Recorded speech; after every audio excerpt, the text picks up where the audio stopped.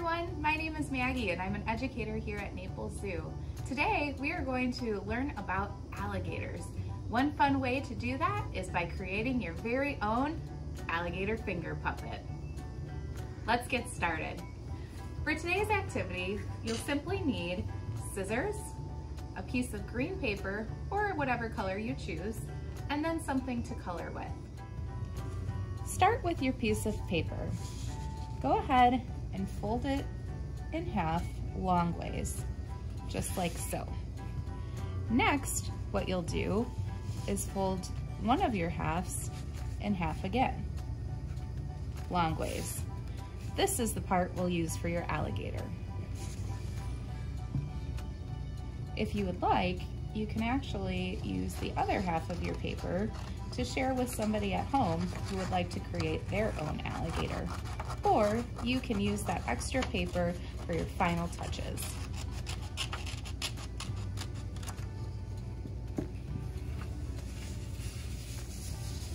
Once you have your folded half, we're going to go ahead and draw an outline of an alligator. So I'm going to begin with the head. Now remember that alligators, they have a nice rounded snout, whereas crocodiles have a nice pointed snout.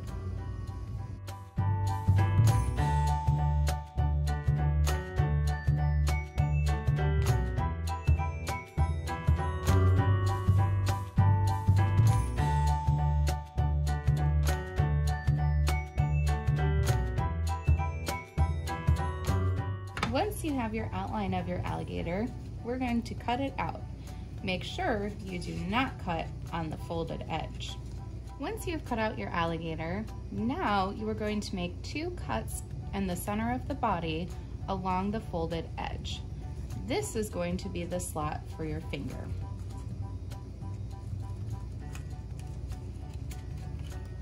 Unfold your alligator and flip it over so that way you don't see your drawn lines.